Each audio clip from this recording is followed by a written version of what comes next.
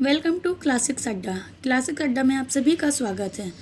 पिछले बार आपने सुना मेरी कहानी मंत्र का पहला भाग, जिसमें आपने जाना कि शहर के प्रसिद्ध डॉक्टर चड्ढा का बेटा होता है कैलाश, जिसे सांपों को पालने का शौक होता है। और उसके जन्मदिन यानी कि सालगिरह के दिन उसके दोस्त जब सांपों को दिखाने की जिद करते हैं और उस पर शक करते हैं कि उसने दांत तोड़ के इन्हें पाला होगा, तो उन्हें दिखाता है और इसी में एक सांप उसको काट लेता है, जिससे वह मृत्युप्राय हो जाता है। आगे की कहानी अब सुनते हैं। Thank you. शहर से कई मील दूर एक छोटे से घर में एक बूढ़ा और एक बुढ़िया अंगीठी के सामने बैठे जाड़े की रात काट रहे हैं। बूढ़ा नारियल पीता था और बीच बीच में खांसता था। बुढ़िया दोनों घुटनियों में सिर डाले आग की ओर ताक रही थी। एक मिट्टी के तेल की कुप्पी ताक पर जल रही थी। घर में न चारपाई थी न बिछौना। एक किनारे थोड़ी सी पुआल पड़ी थी। इसी कोठरी में एक चूल्हा था।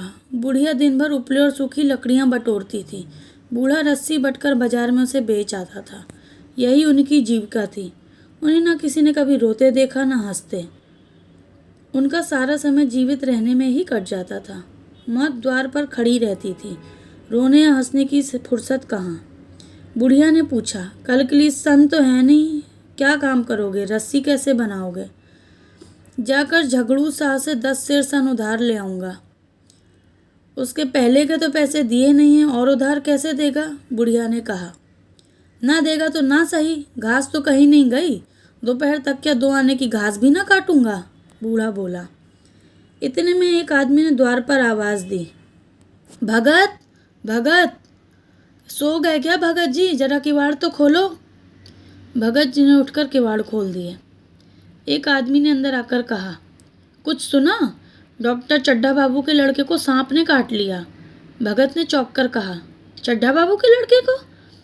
ये वही चड्ढा बाबू है ना जो छावनी के बंगले में रहते हैं? हाँ हाँ वही। शहर में हल्ला मचा हुआ है। जाते हो तो जाओ, आदमी बन जाओगे, इतना पैसा देंगे। बूढ़े ने कठोर भाव से सर हिलाकर कहा, मैं नहीं जाता, मेरी बला से जाए। वही चड्ढा है, खूब जानता हूँ। भैया को लेकर उन्हीं के पास गया था। खेलने जा रहे थे, पैरों पर गिर पड़ा कि एक नज़र देख लीजिए साहब, मगर सीधे मुंह बात तक ना की। भगवान बैठे सुन रहे हैं, और तब भी सुन रहे थे। अब जान पड़ेगा कि बेटे का गम कैसा होता है। कई लड़के हैं उनके? नहीं जी, यही तो एक लड़का हुआ था, सुना है, सबने जवाब दे दिया है। भगवान बड़ा कारसाज है। उस वक़्त मेरी आंखों से आंसू निकल पड़े थे, पर उन्हें तनिक भी दया नहीं आई थी। मैं तो उनके द्वार पर होता तो भी बात ना पूछता।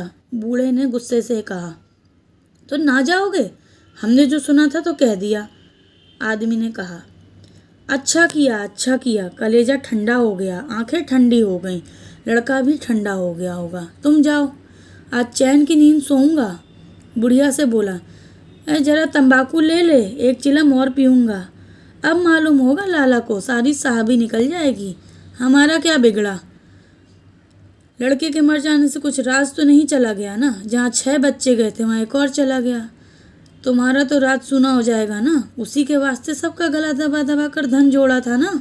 अब क्या करोगे डॉक्टर बाबू? एक बार देखने जाऊंगा, पर कुछ दिन बाद के मिजाज का हाल पूछूंगा। आदमी चला गया और भगत ने किवाड़ बंद कर लिए। तब चिलम पर तंबाकू रखकर पीने लगा। बुढ़िया ने कहा, इतनी रात गए जाड़े पाले में कौन जाएगा? अरे दोपहर हुई होती तो भी मैं ना जाता। सवारी दरवाजे पर लेने आती हो, पालकी आती हो, मैं तो भी ना जाता। भूल नहीं गया हूँ मैं, पन्ना की सूरत आज भी आंखों में फिर रही है। इस निर्दयी ने मेरे बेटे को एक नज़र तक देखा तक नहीं। क्या मैं ना जानता था कि वह ना बचेगा? खूब जानता था। चड्ढा भगवान नहीं थे कि उनके एक निगाह देने से अमृत बरस जाता। बस कुछ नहीं, खाली मन की दौड़ थी। अब किसी दिन जाऊंगा और कहूँगा, क्यों साहब, कहिए, क्या रंग है? दुनिया बुरा कहेगी तो कहती रहे, कोई परवाह नहीं। छोटे आदमियों से तो वैसे भी सबको बुराइयां दिखती हैं, उनमें सब ऐब हैं। बड़ों को किसी में कोई ऐब नजर नहीं आता। बड़े आदमी तो देवता होते हैं ना। भगत के जीवन में पहला अवसर था कि ऐसा समाचार पाकर वह बैठा रह गया हो। 80 वर्ष के जीवन में ऐसा कभी ना हुआ था कि सांप काटे की खबर पाकर वह दौड़कर गया ना हो। माघ पूस की अंधेरी रात, चैत बैसाख की धूप और लू, सावन भादों की चढ़ी हुई नदी और नाले, किसी की भी उसने कभी परवाह न की थी। वह तुरंत घर से निकल पड़ता था, निस्वार्थ, निष्काम। लेन देन का विचार कभी दिल में आया ही नहीं। यह एक पुण्य का काम है। यह काम जैसा काम ही ना था। उसका जान का मूल्य कौन दे सकता है भला। सैकड़ों निराशों को उसके मंत्रों ने जीवन दान दिया था, पर आज वह घर से कदम नहीं निकाल सका। यह खबर सुनकर वो सोने जा रहा है। गजब बात है, बुढ़िया ने कहा। तंबाकू अंगीठी के पास रखी हुई है, उसके भी आज 2.5 पैसे हो गए। वो देती ही ना थी।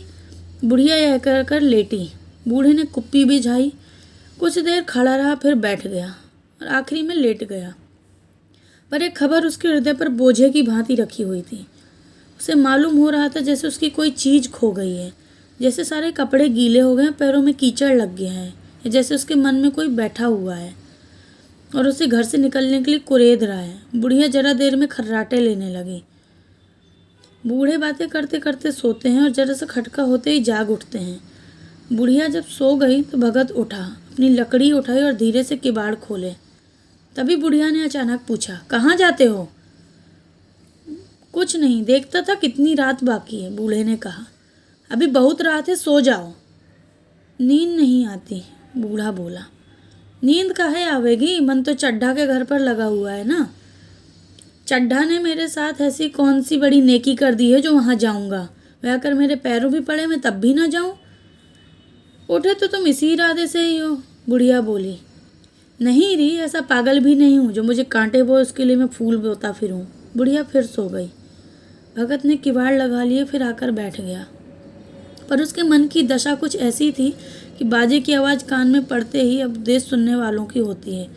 आंखें चाहे उपदेशक की ओर हों, पर कान बाजे की ओर ही लगे रहते हैं।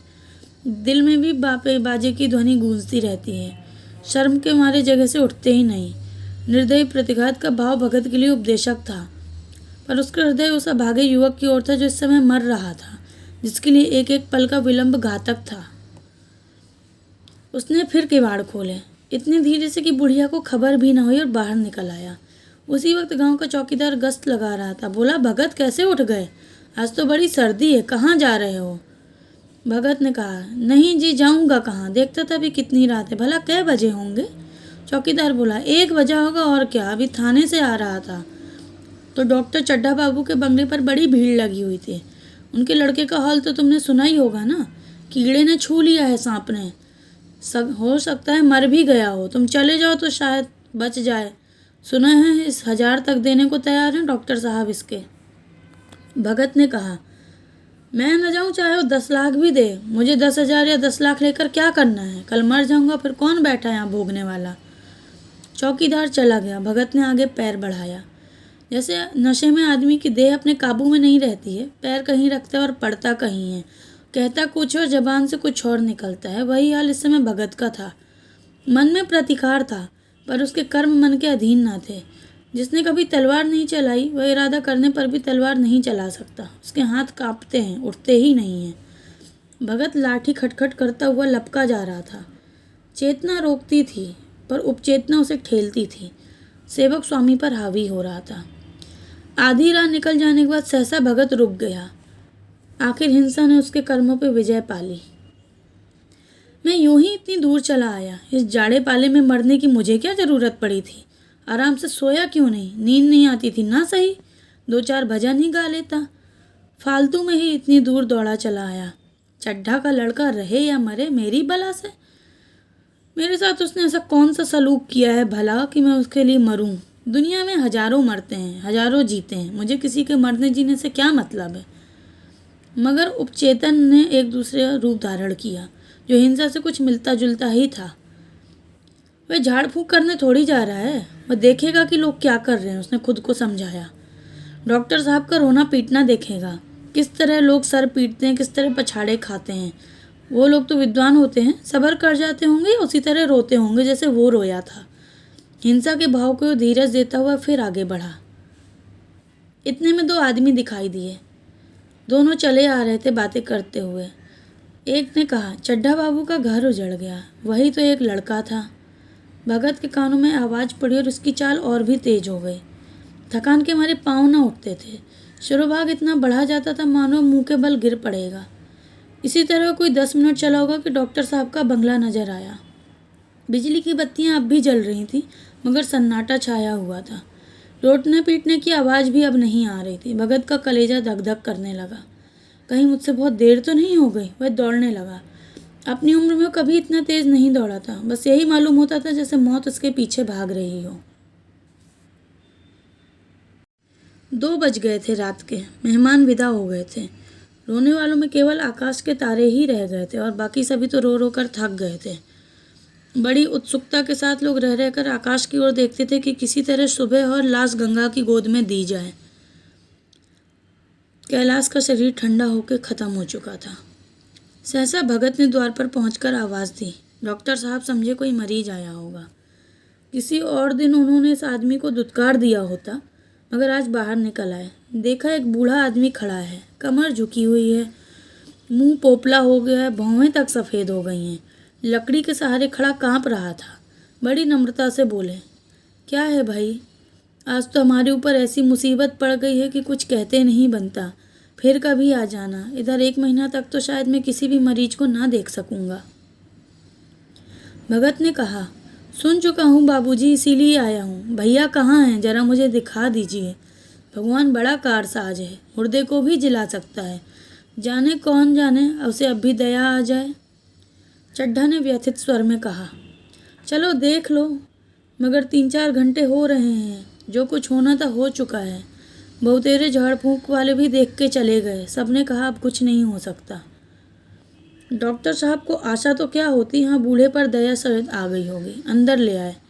भगत ने लाश को 1 मिनट तक देखा, तब मुस्कुरा कर बोला, अभी कुछ नहीं बिगड़ा है बाबूजी। यदि नारायण चाहेंगे तो आधे घंटे में भैया उठ खड़े होंगे। आप फालतू ही दिल छोटा कर रहे हैं। जरा कहारों से कहिए पानी भरें। कहारों ने पानी भर भर कर कैलाश को नहलाना शुरू किया। पाइप बंद हो गए।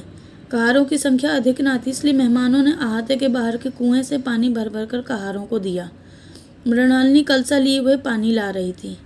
बूढ़ा भगत खड़ा मुस्कुरा मुस्कुरा कर मंत्र पढ़ रहा था, मानो विजय उसके सामने खड़ी है। जब एक बार मंत्र समाप्त हो जाता तो एक जड़ी कैलाश के सर पर डाले और न जाने कितनी बार मंत्र फूंकता। इस तरह न जाने कितनी बार उसने मंत्र फूंके। आखिर जब उषा यानी कि भोर ने अपनी लाल लाल आंखें खोली, कैलाश की भी लाल लाल आंखें खुल ही गईं।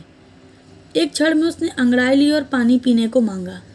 डॉक्टर चड्ढा ने दौड़कर नारायणी को गले लगा लिया। उनकी पत्नी नारायणी भगत के पैरों पर गिर पड़ी और मृणालिनी कैलाश के सामने आंसुओं से भर भर कर अपने गालों को भिगोने लगी। अब कैसी तबीयत है? एक क्षण में चारों ओर खबर फैल गई। मित्रगण मुबारकबाद देने लगे। डॉक्टर साहब ने बड़े श्रद्धा भाव से हर एक के सामने भगत के यश गाते फिरते थे। सभी लोग भगत के दर्शनों के लिए उत्सुक हो रहे थे। सब उसे देखना चाहते थे कि आखिर वो कौन है जिसने मुर्दे को जिला दिया। मगर अंदर जाकर देखा तो भगत का कहीं पता न था।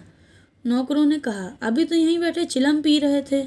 हम लोग तम्बाकू देने लगे तो ली नहीं। कहने लगे अपने पास की तम्बाकू से पीऊँगा। अपनी तम्बाकू निकाली और चिलम भरी। यहाँ तो भगत की चारों ओर तलाश होने लगी और भगत लपकता हुआ घर भागा जा रहा था कि बुढ़िया के उठने से पहले पहुँच जाऊँ। जब मेहमान चले गए तो डॉक्टर साहब ने नारायणी से कहा, बुढ़ा न जाने कहाँ गया होगा। एक चलम तम्बाकू का भी कर्जदार न हुआ। नारायणी बोली, मैंने तो सोचा था इसे कोई बड़ी रकम दूंगी। चड्ढा ने कहा, रात को तो मैंने नहीं पहचाना, पर जरा उजाला होने पर पहचान गया। एक बार एक मरीज को लेकर आया था और मैं खेलने जा रहा था। मैंने मरीज को देखने से इनकार कर दिया। मुझे अब याद आता है। आज उस दिन की बात याद करके मुझे जितनी ग्लानि हो रही है शायद मैं उसे बता भी नहीं सकता। मैं उसे अब खोज निकालूंगा और उसके पैरों पर गिरकर अपना अपराध क्षमा कराऊंगा। वह कुछ नहीं लेगा, मैं जानता हूँ। उसका जन्म यश की वर्षा करने के लिए ही हुआ है। उसकी सज्जनता ने मुझे ऐसा आदर्श सिखा दिया जो अब जीवन पर्यंत मेरे सामने रहेगा। तो यह थी कहानी मंत्र, जो प्रेमचंद की लिखी हुई है। आप लोग मुझे बताइएगा आपको कहानी कैसी लगी। अगर अच्छी लगी हो तो ज़रूर बताइएगा और साथ में ये बताइएगा कि आपको अगली कहानी कौन सी चाहिए। कुछ गलतियाँ हो तो माफ़ कीजिएगा और अच्छे के लिए इनकरेज करिएगा। मिलती हूँ अगली कहानी के साथ। तब तक के लिए बाय बाय।